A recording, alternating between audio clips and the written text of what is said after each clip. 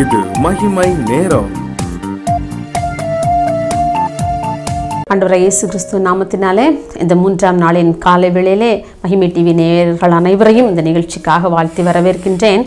கடந்த 2 நாட்களிலும் இந்த புதிய மாதத்திலே ஆண்டவர் தரும் ஆசீர்வாதங்களை பற்றி தியானித்தோம். முதல் நாளிலே சுகத்தை கொடுக்கிற தேவனாக இருக்கின்றார், சுகம் என்ற ஆசீர்வாதத்தை அளிக்கிற தேவனாக இருக்கிறார் என்று சொல்லி பார்த்தோம். 2வது நாளிலே பலன் அருளி செய்கிற தேவனாக இருக்கிறார் என்று சொல்லி பார்த்தோம். இந்த 3வது நாளிலே நாம் ரட்சிப்பை அருளுகின்ற தேவனாக, அந்த ரட்சிப்பு என்கிற ஒரு ஆசீர்வாதத்தை இந்த புதிய மாதத்திலே கொடுக்கிற ஒரு தேவனாக இருக்கிறார் என்று சொல்லி நாம் தியானிக்க இருக்கின்றோம். எனக்கு அன்பானவர்களே, ஒருவேளை இதுவரைக்கும் கூட நம்முடைய வாழ்க்கையிலே அந்த ரட்சிப்பின் அனுபவத்தை பெற்றிராத உங்களுக்காகத்தான் தேவன் இந்த புதிய மாதத்திலே இந்த செய்தியை உங்களுக்காக அனுப்பியிருக்கின்றார். ஒருவேளை கடந்த 2021ஆம் ஆண்டு வரையிலும் இந்த ரட்சிப்பின் அனுபவம் என்பது என்னுடைய வாழ்க்கையில ஏதோ ஒரு எட்டா கனியை போல உங்களுக்கு இருந்திருக்கலாம் அல்லவா? ஆனால் இந்த புதிய மாதத்திலே ஆண்டவர் உங்களுக்கு ரட்சிப்பை அருளி செய்ய வல்லவராயிருக்கின்றார். ஏதோ ஒரு நாள் நாம் ரட்சிக்கப்பட்டோம், அல்லது ஏதோ ஒரு மாதம், ஏதோ ஒரு நாள், ஏதோ ஒரு வருடம், சில பேர் சொல்லுவாங்க இந்த மாதம், இந்த வருஷம், இந்த நாள்ல நான் ரட்சிக்கப்பட்டேன் அப்படின்னு சொல்லுவாங்க. நல்லதுதான்.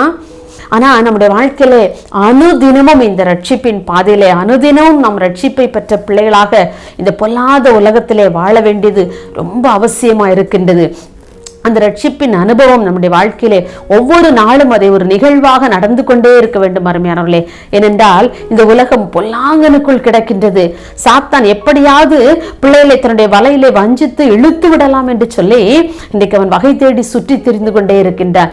கர்ச்சிக்கிற சிங்கம் போல எவனை விழுங்கலாம் என்று சொல்லி அவன் வகை தேடி சுற்றி திரிகிறான் என்று சொல்லி பேதுருவிலே வாசிக்கின்றோம் இல்லையா? அதே போல நம்முடைய வாழ்க்கையிலும் இந்த ரட்சிப்பின் அனுபவத்துக்குள்ளாக நாம் அந்த வழியிலே நாம் நடந்து ஆண்டவருடைய ரட்சிப்பின் அவர் கொடுக்கின்ற ரட்சிப்பை நாம் பெற்றுக்கொண்ட பிள்ளைகளாக இருக்கும் பொழுது மாத்திரமே நம்முடைய வாழ்க்கையிலே பெரிய ஆசீர்வாதங்களை நம்மால் கண்டுகொள்ள முடியும். எப்படி இந்த ரட்சிப்பின் அனுபவத்தை நாம் பெற்றுக்கொள்ள முடியும்? ஒவ்வொரு நாளும் இயேசுவின் இரத்தத்தினாலே நாம் கழுவப்பட வேண்டும். கழுவப்பட்டால் மாத்திரமே இந்த ரட்சிப்பின் அனுபவம் நமக்கு கிடைக்கும் அருமையானவர்களே. சங்கீதக்காரன் அதைத்தான் சொல்லுகிறான். சங்கீதம் 51:12 அந்த ரட்சிப்பை எனக்கு திரும்ப தாங்கப்பா, நான் இழந்து போன என்னுடைய ரட்சிப்பை எனக்கு தாங்க, அந்த இரட்டிப்பான மகிழ்ச்சி எனக்கு நாங்கள் தாங்க என்று சொல்லி தாவீது ராஜா கெஞ்சுவதை நாம் பார்க்கின்றோம். பாருங்க, இந்த ரட்சிப்பின் அனுபவம் இன்றைக்கு உங்களுக்குள் இருக்கிறதா? இந்த ரட்சிப்பின் அனுபவம் இன்று எனக்குள் இருக்கிறதா என்று சொல்லி நாம் யோசித்து பார்க்க வேண்டும். ரட்சிப்பின் அனுபவம் இருந்து என்று சொன்னால் நம் உள்ளத்தில் ஒரு அனாதியான ஒரு மகிழ்ச்சி நம்முடைய உள்ளத்தில் இருக்கும் அருமையானவர்களே. அதன் வெளிப்பாடு, அந்த ரட்சிப்பின் அனுபவத்துக்குள்ள ஒவ்வொரு நாளும் கடந்து வரும் பொழுது அதனுடைய வெளிப்பாடு என்ன தெரியுமா? ஒரு மகிழ்ச்சியான வாழ்வு தான், ஒரு சந்தோஷமான வாழ்வு தான். பாருங்க, அந்த ரட்சிப்பு நம்முடைய உள்ளத்தில் இருக்கும் பொழுது ஒரு மகிழ்வின் அனுபவம், ஒரு பொங்கி வழிகின்ற ஒரு அனுபவம் நமக்குள்ளாக தன்னால் வரும். உலகத்தில் எத்தனை பிரச்சனை இருந்தாலும், எத்தனை பாடுகள் இருந்தாலும், நாம் அந்த ரட்சிப்பின் அனுபவத்துக்குள்ளே நாம் கடந்து வந்த பிள்ளைகளாக இருக்கும் என்று சொன்னால் நிச்சயமாகவே நம்முடைய வாழ்க்கை சந்தோஷமானதாக அமையும் இல்லையா?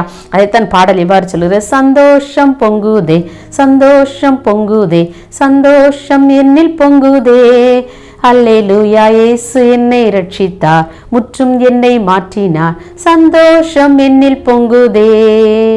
எப்போ சந்தோஷம் பொங்கும்? அந்த ரட்சிப்பின் அனுபவம், ரட்சிப்பை ஆண்டவரிடத்தில் பெற்ற பிறகு நம்முடைய வாழ்க்கை நிச்சயமாக மாறிவிடும். அப்படி மாறும் பொழுது நம்முடைய வாழ்க்கையிலே சந்தோஷம் பெருகும் என்பதிலே எந்த சந்தேகமும் இல்லை அல்லவா? இன்றைக்கு உங்களுடைய வாழ்க்கையிலே இந்த ரட்சிப்பின் அனுபவத்தை நீங்க பெற்றிருக்கீங்களா? இதை கேட்டுக்கொண்டிருக்கிற அருமையான ஒருவேளை வாலிப சகோதரனாக சகோதரியாக இருக்கலாம். அருமையானவர்களே, இன்றைக்கு உங்களுடைய வாழ்க்கையில் இந்த ரட்சிப்பின் அனுபவம் உங்களுக்கு உண்டா? நீங்கள் ரட்சிக்கப்பட்ட அனுபவத்துக்குள்ளாக நீங்கள் கடந்து சென்றீர்களானால் உங்களுடைய வாழ்க்கை மகிழ்ச்சி நிறைந்த, சந்தோஷம் நிறைந்த வாழ்க்கையாக, ஒரு துள்ளி குதிக்கின்ற ஒரு வாழ்க்கையாக இருக்கும். ஒருவேளை நீங்கள் ரட்சிப்பின் அனுபவத்தை பெற்றிருக்கலாம். உங்களுடைய குடும்பத்தை சார்ந்தவர்கள், உங்களுடைய குடும்பத்தின் பிள்ளைகள், உங்களுடைய உறவினர்கள் இந்த ரட்சிப்பின் அனுபவத்திற்குள்ளாக கடந்து சென்றிருக்கிறார்களா என்று சற்று யோசித்து பார்ப்போம். இன்றைக்கு என்னுடைய குடும்பத்தில் எல்லாரும் ரட்சிப்பின் அனுபவத்தை பெற்றிருக்கிறாங்களா? இன்றைக்கு உங்களுடைய குடும்பத்தில் எல்லாரும் அந்த ரட்சிப்பின் அனுபவத்துக்குள்ளாக கடந்து வந்திருக்கிறாங்களா? நாம் நிச்சயமாகவே ஆண்டவருடைய இரத்தத்தினாலே ஒவ்வொரு நாளும் நாம் கழுவப்பட்ட பிள்ளைகளாக இருக்க வேண்டும். அன்றைக்கு பாருங்க, கடைசி ராப்போஜனத்தோடு ஆண்டவர் பாருங்க எல்லா சீஷர்களும் உட்கார்ந்துருக்காங்க. அப்போ ஆண்டவர் ஒரு பாத்திரத்தில் தண்ணியை வச்சுட்டு அப்படி எல்லாருடைய கால்களையும் கழுவி தன்னுடைய சேலையினால் அப்படி எல்லாத்தையும் துடைக்கிறார். அப்போ பேதுரு சொல்றாரு, அவர் பேருள்ள ஒரு உரிமையோடு ஒரு பாசத்தோடு இந்த பேதுரு எப்ப பார்த்தா இந்த பேதுருடைய வேலை என்ன முந்தி ஏதாவது பேசிடுவாரு, அப்புறம் ஏசப்பாட்டு நல்லா வாங்கி கட்டுவார் இல்லையா. அதே போல இந்த பேதுருன்னு சொல்றாரு, ஏசப்பா நீங்கெல்லாம் எங்களுடைய காலெல்லாம் கழுவக்கூடாது. ஏன்னா அவர் பெரிய போதகர் அவர் நினைச்சிருந்ததுனால அவர் சொல்றாரு, பேதுரு நீங்க காலெல்லாம் கழுவக்கூடாது. அப்போ ஏசப்பா சொல்றாங்க, காலை உன்னை கழுவா விட்டா என்னிடத்துல உனக்கு பங்கு இல்லைன்னு சொல்றாரு. அப்போ உடனே பேதுரு சொல்ல, இல்லை இல்லை, என் காலை மட்டும் இல்லை, என் சரீரத்தை, என்னுடைய தலை, என்னுடைய உடல் எல்லாத்தையும் நீங்க கழுவுங்கப்பா அப்படின்னு சொல்றாரு இல்லையா. இதே போல இயேசு கிறிஸ்துவனுடைய ரத்தத்தினாலே அந்த கழுவப்பட்ட ஒரு அனுபவம் நமக்குள் இருக்க வேண்டும். அருமையானவர்களே, நம்முடைய உடம்பு முழுவதுமாக தலையிலிருந்து பாதம் வரை அந்த இயேசு கிறிஸ்துவின் ரத்தத்தாலே நாம் கழுவப்பட்ட ஒரு அனுபவத்துக்குள்ளாக நாம் வரும் பொழுது, நாம் கழுவப்பட்டிருப்போம் என்று சொன்னால் அந்த ரட்சிப்பின் அனுபவம் நமக்கு கிடைக்கும். அந்த ரட்சிப்பின் அனுபவம் நமக்கு கிடைக்கும் என்று சொன்னால் நம்முடைய வாழ்க்கையிலே சந்தோஷம் பெருக்கெடுத்து ஓடும். அருமையானவர்களே, அப்படிப்பட்ட கிருபையை ஆண்டவர் தர வேண்டும். நம்ம ஒவ்வொரு நாளும் ஆண்டவரிடத்தில் ஜெபிக்கணும். ஆண்டவரே, நான் காலையில் எழும்பி நான் ஜெபிக்கிற ஜெபம் அதுதான், உலகத்துக்குள்ளாக நான் போகிறேன், என்னுடைய பணி நிமித்தமாக நான் வெளியே கடந்து போகிறேன். அப்பா, எனக்கு எந்த பாவ சோதனைகளும் வரக்கூடாது, என்னை உம்முடைய ரத்தத்தினாலே என்னை கழுவுங்க. நான் நைட்டு திரும்பி ஈவினிங் வரும்போது, இந்த ஸ்கூல்ல முடிஞ்சு நான் வரும்போது நான் ஜெபிக்கிற ஜெபம், ஆண்டவரே நான் ஏதாவது தவறு செய்திருப்பேனா, என்னுடைய சிந்தனையினாலே, என்னுடைய கண்களினாலே, என்னுடைய செயல்களினாலே பிறரை வருத்தப்படுத்திருப்பேனா, என்னை ஒரு விசை கழுவுங்க, ஒரு விசை என்னை கழுவுங்கன்னு சொல்லி நான் மறுபடியும் ஈவினிங் வந்து ஆண்டோடைய சமூகத்தில் கேட்பேன். பாருங்க, ஒவ்வொரு நேரமும் நாம் அப்படி ஆண்டோடைய ரத்தத்தாலே கழுவப்பட்ட பிள்ளைகளாக இருக்கும் பொழுது நாம் ரட்சிப்பின் அனுபவத்தை பெற்ற பிள்ளைகளாக, சந்தோஷம் நிறைந்த பிள்ளைகளாக நாம் காணப்படுவோம். அதே போல நம்ம லூக்கா 19ஆம் அதிகாரத்திலே ஒரு ஆயக்காரனை பற்றி நாம் வாசிக்கின்றோம் இல்லையா. ஒரு டாக்ஸ் வசூலிக்கக்கூடிய ஒரு நபர், சகை என்று சொல்லக்கூடிய குள்ளமான ஒரு மனிதன் இல்லையா. அவனுடைய வாழ்க்கை, அவன் போனா என்ன நினைச்சிட்டு போறான், இந்த ஆண்டவர் வாரான்னு எல்லாரும் சொல்றாங்களே, ஏசு எப்படிப்பட்டவரோ, அவர் எப்படி இருக்கிறாரு அப்படிங்கிற ஒரு பார்க்கணும் அப்படிங்கிற ஒரு ஆவலோடு தான் மரத்துல ஏறி பார்க்கறான். வேற விசுவாசத்திற்காகவோ தன்னுடைய வாழ்க்கை மாற வேண்டும் என்பதற்காக அவன் போகல. அவர் எப்படிப்பட்டவர், எப்படி இருக்கிறான்னு அவரை பார்க்கறதுக்காக போனா. ஆனா ஆண்டவர் சொல்கிறார், சகைவே நீ கீழே இறங்கி வா, நான் இன்னைக்கு உன் வீட்டுல தங்கணும்னு சொல்லி உடனே ரொம்ப சந்தோஷமா நினைச்சுதான் ஆண்டவரை தன்னுடைய வீட்டுக்கு அழைத்து கொண்டு போகிறான்.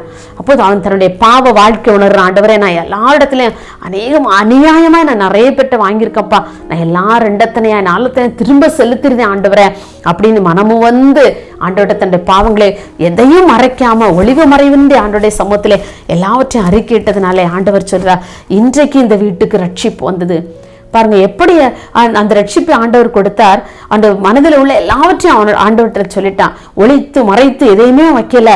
ஆண்டவரை எல்லாற்றையும் நம்ம அத்தனை மடங்காக நான் திரும்ப செலுத்திடுறேன் ஏசப்பான்னு சொல்றதுனால ஆண்டவர் சொல்லுறார், இன்றைக்கு இந்த வீட்டுக்கு ரட்சிப்பு வந்தது.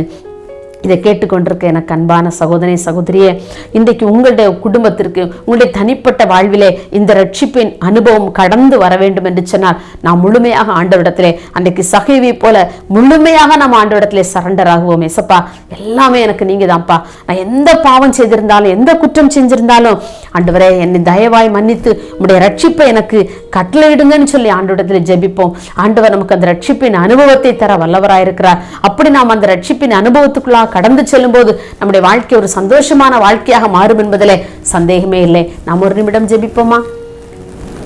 அன்புள்ளே சாமி, இந்த அருமையான இந்த நாளின் காலை வேளைக்காக உம்மை நாங்கள் நன்றியோடு துதிக்கிறோம்ப்பா, உம்மை நாங்கள் ஸ்தோத்திரிக்கிறோம்.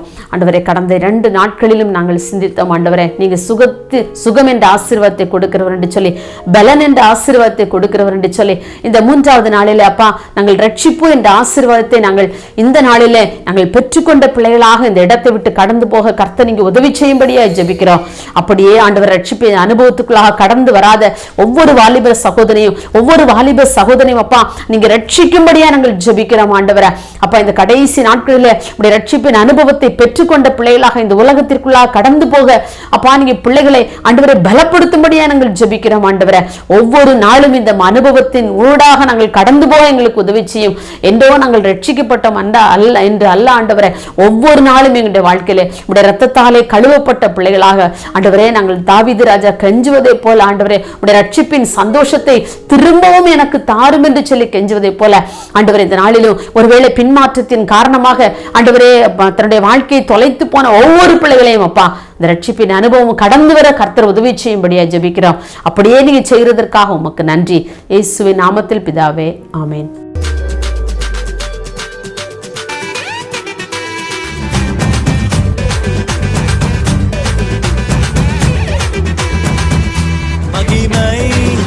மகிமை